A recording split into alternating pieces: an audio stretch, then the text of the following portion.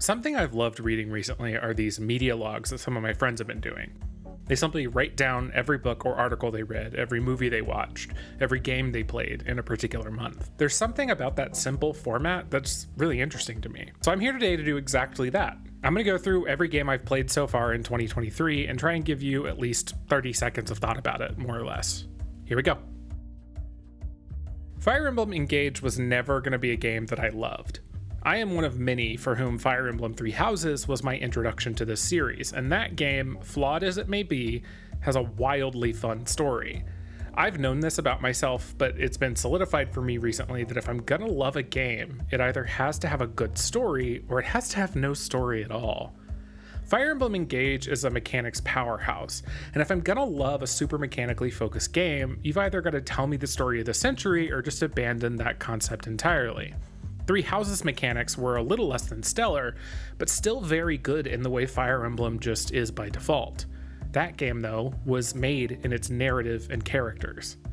Fire Emblem Engage's characters are abundant and forgettable. Literally, I can tell you the name of 3 of them, and 2 of them are the protagonist Alir and Marth. The third is Alfred, and that's just because he reads as a yassified Dimitri to my brain. No idea if I'm going to finish this game, but I got it with a Switch voucher, so it's really not the end of the world. Have you ever finished a book, good or not so good, that stayed with you? Whether it was on the train ride to work, or hours later still sitting in that chair, or even days after while you were working and trying to pay attention to someone that was speaking to you, but you just couldn't stop thinking about that book. How you wanted to be feeling what it made you feel again, or how maybe you wanted more.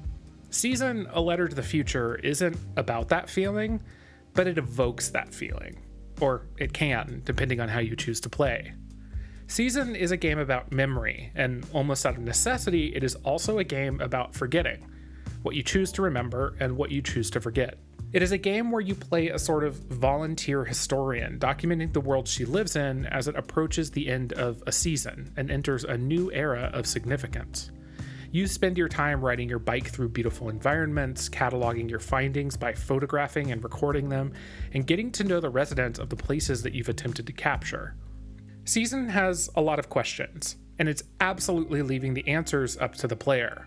I think that's why it didn't get its own video. I'm not sure this game has a perspective, even if it did effectively shift my own. Absolutely try Season. Maybe you'll find the answers that I didn't. I'm not sure I have anything new to say about Hi-Fi Rush. It's a rhythm action game that got shadow dropped by Bethesda during a random Xbox event. Its musical combat nails something I think a lot of games have tried in the past and not quite achieved. It makes the mechanics of music accessible to a lot more people by tying them to game mechanics people are used to, like move combos. And then there's the platforming. I hear there's a late game track in Hi-Fi Rush that is totally worth reaching, but I just can't do the traversal in this game. The whole world moves to the beat of the song that is playing, which absolutely rules. But that also means that Chai, the player character, moves in a very frustratingly slow way that I could just never get over. That said, I still think you should play this game. It's on Game Pass, so if you've got that, it's right there. Terra Nil is one that was so good it has a whole video for me on the channel. I watched another video recently that called Terra Nil an anti-game. The developer calls it a reverse city builder, but the premise of the video I watched was that that term still implies you're building something and optimizing it and working to produce. Whereas Terra Nil is very committed to the idea of restoring a habitat and then leaving it, foregoing optimization for sustainability. I think that's right, and I like it. I absolutely still love this game. The murder of Sonic the Hedgehog was an April Fool's joke that was actually kind of fun. I'm no Sonic mega fan, but I did enjoy Sonic Adventure 2 Battle on the GameCube, and I love a visual novel. So this little free visual novel featuring the characters from a bunch of Sonic games was an evening I mostly enjoyed. The parts that had you actually playing a Game Gear style Sonic game were not my favorite, but the visual novel portions and the murder mystery setup were really cute. Another tactics game. I'd heard really good things about Mario plus Rabbids games after Sparks of Hope came out, and Best Buy was selling both of them for $30, so I tried this one. I see what people love here. The mechanics are very solid. It has Mario characters, so what's not to love? And, well, honestly, as I'm writing this, I kind of want to copy paste what I said about Fire Emblem Engage. I found this game a bit weightless. I'm discovering that I don't much care about turn-based tactics games unless I care about the people on the virtual chessboard. And sure, I have more ties to Mario and Luigi than I do literally anyone in Fire Emblem Engage, but only barely so. Kingdom Battle didn't stick with me, but I do still plan on checking out Sparks of Hope. I did buy it after all. Another tactics game, but this one has a different ending. This game rules. It was nearly immediate. I had barely met these characters and I already cared about Chrom and Robin and what was happening to the shepherds. I am very early on in this game, just past chapter 4, but I'm having a great time. Awakening has become the game that I play when I just need a quick break from work. My 2DS XL sits right under my monitor and I just grab it, watch a cutscene, play a quick map, and get back to work. What a game. Wildfrost is this really cute and honestly really difficult roguelike deck builder. I got it on Switch, and honestly, when I'm playing my Switch, it's generally the game that I gravitate to. I still haven't quite figured out all of its systems and synergies, but I'm having a great time. I've played hours upon hours of Slay the Spire, and I've never cleared that game, but I still have a great time anyway.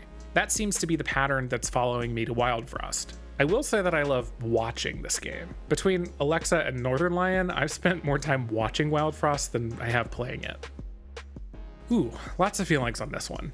Dungeon Drafters is a dungeon crawling deck builder, a game where you progress through dungeons on a grid-based tactical map, yes, it's a tactics game, and clear mobs with card-based attacks and abilities. And it's got this very pretty pixel art style. I was pretty amped for this game, and then I tried playing the monk class, and it honestly sucked. I didn't get it. I was really bad at it, and it felt like this game was not built for me. Then I tried it on Steam Deck, and the controls were all borked despite the game listing controller support, so I returned it. But wait, after reading through some forums and seeing the updates that dev were making, I tried it again. An online friend suggested I try the Shinobi class, so I repurchased, started the game over on Steam Deck, where the controls did in fact get fixed, and honestly, I'm digging it. I'm still very early on, but collecting booster packs in a game and not having to spend real money on them, that's super fun. That's half of why I'm playing the game, honestly. I do hope it stays as good as I'm finding it right now. Boy, what an opportunity of a game. Remember that thing I was saying about story and mechanics?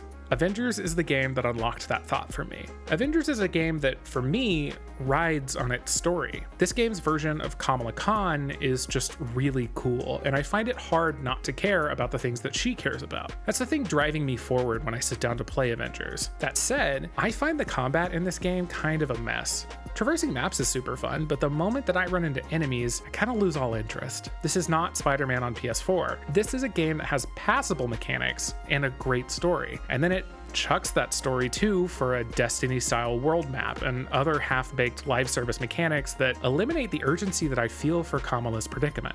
She's gonna be okay. She's chilling with the Hulk. And even though her dad doesn't know where she is and is expecting her home when the weekend is up, it doesn't matter that she's done a bunch of night missions, I guess. I hate to pile on, but the game really undoes the best parts of itself. I stopped playing Marvel Snap for about a month there because it started to not be fun anymore. For all the reasons that I said in my video about it, and some others too. The esportsification of video games is a curse, I swear. So of course, I jumped into Teamfight Tactics, a game famous for players who are super chill and zen and casual. Joking, of course, but I was really hungry for tactics and strategy. Riot claims that TFT is the biggest strategy game in the world, and that sounds right, whether it's true or not. I actually really enjoyed this game, but the reason it didn't stay installed on my computer or on my phone was that I just couldn't memorize everything quickly enough to have a good time. TFT feels like one of those games where people talk about there being a high skill ceiling, but everyone just ignores that the skill floor is also super high. Not because of mechanics, but because you have to already be into it to understand it. This one's gonna be short because I don't want to be too mean. This was also a game I tried while looking for a replacement for Marvel Snap. I like that it's vertical. That's about all the good things I have to say about this game. It's a Hearthstone clone at heart, which I'm not claiming to be a bad thing, but it also really drops the ball on about everything else. The interface is difficult and laggy, the tutorial is slow and obnoxious, and I just didn't have a good time playing it. Ooh, baby. Okay, so the story here is not actually Magic the Gathering Arena, but paper magic. Again, during my search for a snap replacement, I tried out Magic the Gathering Arena. It taught me the basic rules to Magic the Gathering, which for some reason I always thought were super complicated. I played Magic the Gathering once at camp when I was like 14 and thought it was like really crunchy and difficult, but turns out the basics are truly not that hard. But again, I don't love Magic the Gathering Arena's game client, and that is horizontal on my phone is really a deal breaker for this kind of game for me. But it got me into paper Magic, and I've been having a great time playing that in person with friends, deck building, and watching gameplay on YouTube. So shout out to Arena for doing its job as a marketing tool, I guess. Summon Quest is a little ARPG style roguelike with a Mario-like level structure on top of all of that. This isn't a game I play a ton of, but when we're watching a Netflix reality show after dinner, I might open it up and play a level. I really enjoy Summon Quest. Abilities in this game are fun, the numbers go up, and it doesn't have any skeezy free-to-play mobile game stuff because it's on Apple Arcade. Speaking of skeezy free-to-play stuff, I downloaded Genshin Impact the night that I uninstalled Snap. I had never tried Genshin, and if I was going to, now was the time. I couldn't find it in me to care about this game.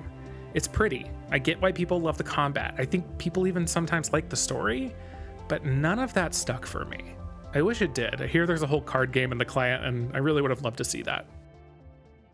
This is a shout out to my friend Zeno, who's like my cultural guide lately. Hell, the idea for this video was based on one of their monthly media logs. Zeno has hyped up Scarlet Hollow to me for months, and after they posted an image of the game with an attractive man they told me was dateable in the game, I went ahead and picked it up. Scarlet Hollow is an episodic horror visual novel made by a team of 2. It's spooky, it's queer, it's great to look at and very well written, and it's super fun. The only thing is that there's 4 chapters out right now, and I'm not really sure how many more there are to come. I think it's supposed to end after the 7th chapter, I'm not quite sure. That said, I really love what is already out, and I can't wait for more. And this one we got a tactics roguelike team up again. The Last Spell is a kind of dark fantasy tactics roguelike with honestly a very good story framing everything. The attacks and abilities feel super fun, the vibes are really great, music and visuals are spectacular, but the way this game controls is honestly a mess. There's so many menus that are impossible for me to navigate around with how messy they are, much less parse them in a way that means anything for my ability to strategize. And on top of that, there's a base builder here that I just never fully grasped. And yes, I did try it on controller and mouse and keyboard. Neither were really great. I put more time into this game than I think I would have recommended to myself because the combat was so fun. But The Last Spell is a game that needs more editing. I get what it's going for, but what is here isn't quite that. Paranormasight is just so good, y'all. It's a visual novel from Square Enix. The characters are really interesting, the mystery is one I was actually interested in solving, and it delivers on the dark meta horror story promise that its title makes. One of the best things about the game is its framing device, a character named the Storyteller delivering riddles to the player on the events happening in the game. I won't say much more than that because Paranormasight uses that framing to do some really clever stuff all the way throughout its story. Hey, I've done a whole video on Papers, Please, but I wanted to add in that I find it kind of fucked up how people turned this game into a min-max score chase game and a content farm. Looking at Papers, Please videos on YouTube proves to me that this game didn't succeed in making its point, at least to a lot of the people that consumed it, despite delivering it with all of the subtlety of a loaded gun to the head. If Papers, Please did something for you, that's great. Not here to talk down on that. It just represents some really dark stuff for me. Strange Horticulture was one of the first games that I played this year. It's the coziest of cozy games. There's in-game days where most of your time is spent arranging plans in front of a window pane, listening to the rain hit the glass and the thunder boom outside. Also, you can pet the cat. This game got by with the thinnest of stories simply because the game itself was so relaxing. I really love this game. Disco Elysium was supposed to be a game that I loved. Whenever I tell people my favorite game is Kentucky Route Zero, or I explain my love of Citizen Sleeper, they say, well, what do you think about Disco Elysium? There's just an assumption that I've played it. And I have bought the game 3 times. You would think I would have. But when I got the Steam Deck, I did sit down to finally play Disco. And I couldn't do it. This game is just, it's gross. That feels like such a simple word, but I just couldn't get through it. The prose is clearly well written because just the idea of the main character waking up hungover had me wanting to go lay down. Just playing the game made me feel grimy. Then when he and his partner ran into a dead body and it made them puke, I had to turn off the game. I understand that this is a game that is saying something I'd probably be into, but the game really does not want me to play it, and I didn't feel like whatever was on the other side of that stuff was worth it, and I really wish that I'd felt differently. I tried to play Across the Obelisk alone once. I didn't get it. The aesthetics were not my thing, the card game was fine, but nothing unique. Why did my friend talk this game up so much? Then, we'd both had a bad day at work, we were working together at the time, and instead of spending our afternoon doing what maybe we should have been doing, we got on a call and played some multiplayer Across the Obelisk. For 3 hours that afternoon, I learned what my friend saw in this game, and then we just chilled. We complained about work, we talked about what we were looking forward to, the things that were making things less shitty. Across the Obelisk is unique from other roguelike deck builders in one way. It's a game that I can play with my friend, and that's enough. Another game I'm still very early on in is Jedi Survivor. If you're looking for more better Jedi Fallen Order, this is it. The first game truly blew me away, even if it was the game that made me think maybe our old Xbox One was due for an update. I didn't realize it at the time, but it was also my first introduction to Souls-style combat, and it had that one thing that can pull me along no matter what. A great story. So far, all of that still true in Jedi Survivor. I'm having a great time. This game is so goofy. It's a game about designing a space for your PC setup. It feels like I'm designing Lo-Fi Girl's bedroom or something.